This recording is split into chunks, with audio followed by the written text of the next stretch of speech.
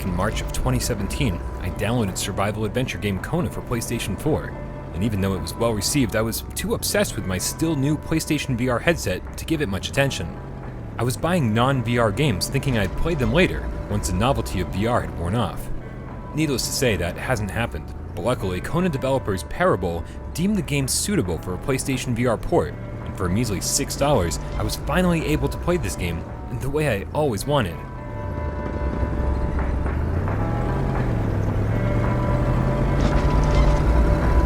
But only a detective could have noticed that the killer had to have been very close.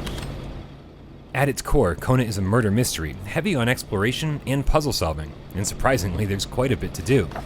As a detective, you'll be taking pictures to document your investigation, and as a freezing cold detective in snowy northern Canada, you'll be doing some light crafting, item management, and building fires whenever possible, to keep yourself warm. The game doesn't offer a ton of guidance, so I found myself hopping in and out of my truck, driving aimlessly around Kona's small open world, searching for the next clue. This can be a blessing and a curse.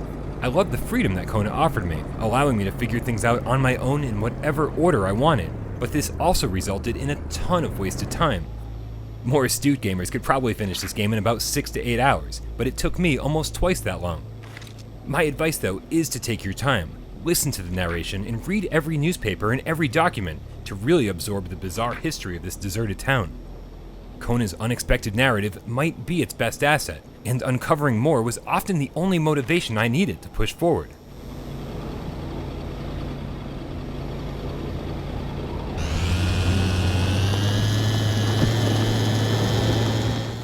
The move to VR hasn't been a seamless one for Kona. Oftentimes, interaction icons don't appear as fast as they should, so it's easy to miss key items in the environment. The graphics, too, have taken a serious hit in both resolution and detail, giving every edge a blurry, Brookhaven experiment launch title look to it. I wouldn't call it a bad-looking game, though. Tree branches sway wildly in the wind, and every interior has a distinct look and feel. But your notebook and most road signs are completely illegible.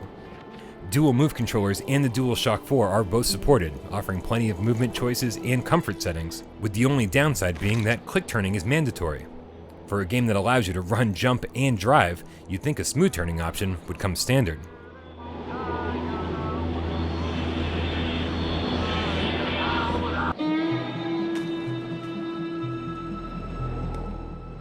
Despite its issues, Kona is a great game that hopefully sets a new precedent. There are countless PS4 games that deserve a PlayStation VR patch, and this one sets a standard for value. $6 for the VR update alone, or $20 for everything, means that a title I once overlooked finally is getting the attention it deserves. I'm hoping a patch can fix some of the more minor issues, but even in its current state, it's still totally enjoyable. If you don't mind the slower-paced, narrative-driven mystery, Kona will keep you intrigued for days.